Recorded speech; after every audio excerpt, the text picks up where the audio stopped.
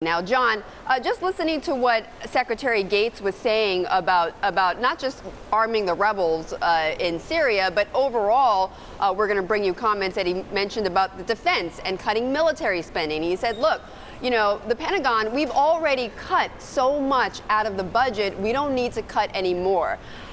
Is that really going to hold water coming from this point on?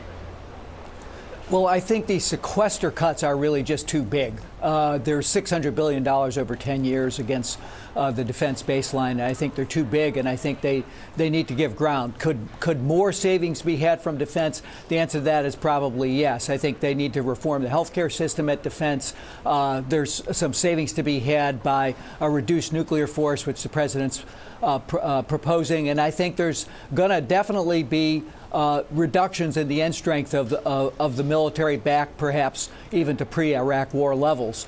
So there are more savings to be had again, but I think that the nature of the sequester cuts are just too big, and they roll through the system in a way that's kind of unpredictable and I think not good for our national security. Well, and it also then highlights some of the programs within the Defense Department that some say are just getting too big and too expensive, like the F-35 fighter program.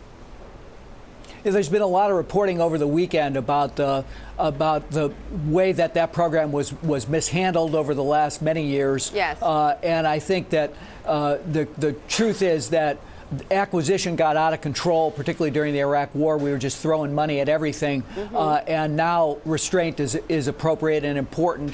And I think the defense contractors, in this case Lockheed Martin, have to kind of step up and deliver more and do it in a much more efficient way. So how do we then, John, I mean, seeing what this program has, you know, what has happened to the program, how do we then introduce more discipline into military spending?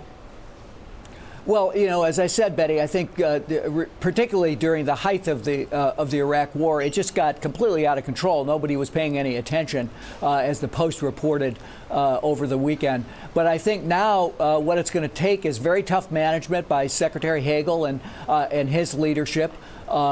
Ash Carter, the deputy secretary, has been asked to stay on by the president. It's his job to bring these programs, I think, into control. He came from the acquisition side of defense. So there's a big job there to try to reduce costs, to get rid of things that are not working or that we don't need, and to concentrate and prioritize and focus on the real challenges that the country is facing today. Isn't the president actually a pretty good joke writer himself?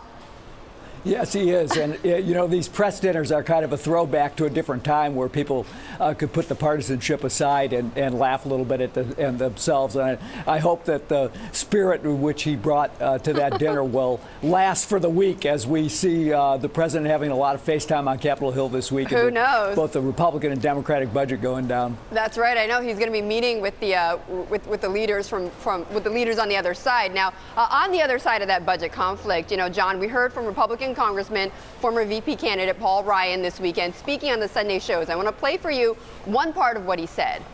We exchanged very different, frank, candid views with one another that were very different. But at least we had this conversation. Will he resume the campaign mode? Will he resume attacking Republicans and impugning our motives? Well, John, what do you make of Ryan's charge? Well, I think Mr. Ryan ought to remember what he said on the campaign, because his budget seems to reverse a lot of the issues that he put forward, including the medical reductions that the president pushed forward in the Affordable Care Act, which he's now embracing. So, you know, look, I think that the two sides between the House Republicans and the White House are still very far apart. If this was a one-body negotiation, the White House and the Senate, my sense is you could probably find common ground. But the House Republicans remain way out of step with the White House.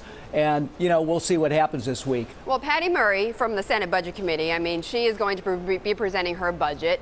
Of course, there's going to be common ground with the White House, right, John? I mean, she's talking about tax increases for tax increases on the wealthiest Americans, which has been the president's stance. It's really Ryan's budget that we're talking about. Where can we find common ground?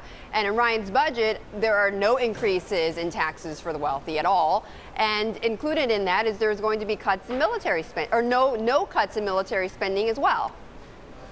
Yeah, I think what I was really suggesting is I think with the Republicans in the Senate, the president could, as you know, they had a good meeting the other day, and I think you could find some sensible trade-offs between increased revenue and more restraint in the entitlements. On the House side, the Ryan budget, you've already put out its mainframe. The other thing it does is it makes devastating cuts to Medicaid, so it really hits the most vulnerable people in our society. With deep cuts in health care for the for working people, working poor people, and it just seems to me that there's not a lot of commonality there with the White House. So we'll see what gives. So, I think the president is going to try to move a Senate bill first, and then see if they can put pressure on the House. Well, so John, how does this get resolved then? Finally, what is going to make the deal?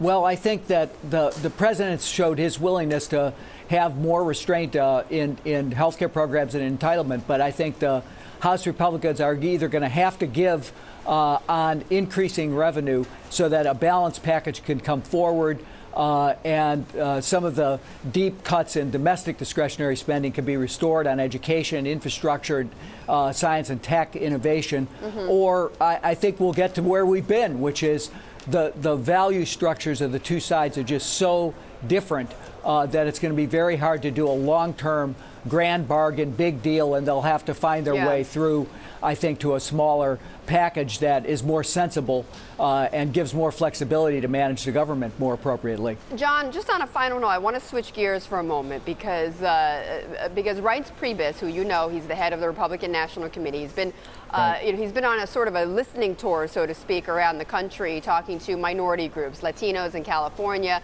I believe tomorrow he's going to be sitting down with African Americans in Brooklyn here in New York. You've seen the Republican Party try to court the minority groups around the country. Are they going about it the right way, in your view?